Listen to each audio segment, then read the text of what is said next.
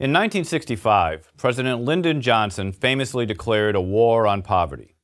Half a century later, the poverty rate, the percentage of people the government declares to be living in poverty, has barely changed. Why?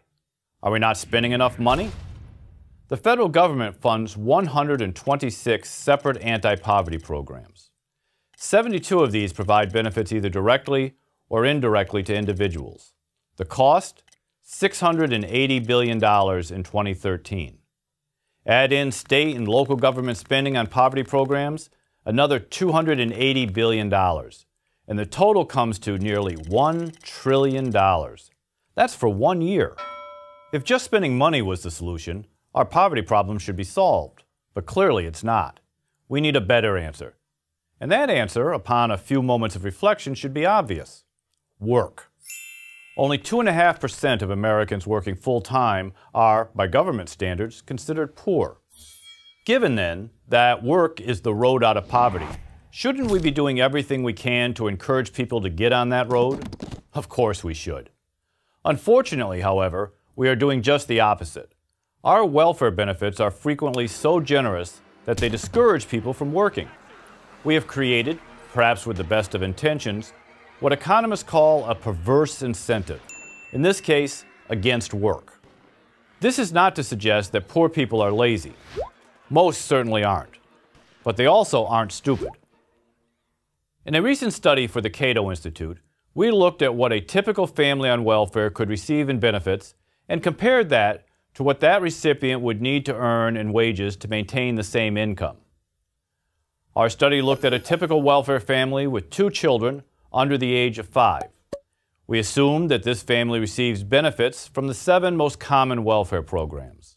Temporary Assistance for Needy Families, TANF, a straight cash program, Medicaid, food stamps, Women, Infants, and Children Nutrition Program, or WIC, public housing vouchers, utilities assistance, and the Commodity Supplemental Food Program, or CSFP, which provides staples such as cheese, milk, canned vegetables, and other basic dietary items. Of course, not every welfare recipient gets all these benefits, but some get benefits from even more programs. With 72 programs involved, there is a buffet of options. For example, if our hypothetical family had children older than 5, they wouldn't receive benefits from Women's, Infants, and Children Program, WIC. Instead, they would get free school breakfasts and lunches. Our study found that the value of these benefits varied from a low of $16,984 in Mississippi to an astonishing high of $49,175 in Hawaii. And keep this in mind.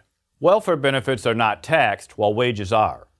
That means that in many states, welfare recipients would have to earn even more by working than they receive in benefits for not working in order to come out even. In fact, taking taxes into account, in 33 states, a welfare recipient would receive more income through benefits than a worker could from working full-time at a minimum wage job. In 13 states, a mother on welfare with 2 children would receive more in benefits than by earning $15 per hour at a job.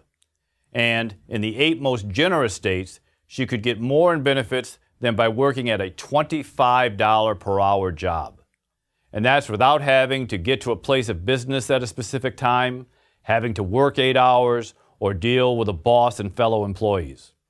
But don't people who receive many of these benefits have to be working in some capacity or at least actively searching for work?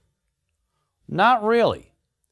In 2009, work requirements, the centerpiece of the Republican Congress Clinton administration welfare reform bill of 1996, were severely eroded. Nationwide, fewer than 42% of recipients are participating in what are called work activities. In some states, such as Missouri and Massachusetts, fewer than 1 out of 5 welfare recipients are working.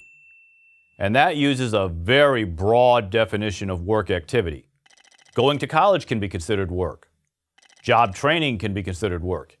Even just looking for work can be considered work. Yet less than half of welfare recipients meet even these definitions. Many poor people are making what would seem to be a rational economic decision by not working. It's pretty simple. If welfare pays better than work, why choose to work? But in the long run, that tempting choice is a bad one, because it will end up keeping those in the welfare system trapped in poverty.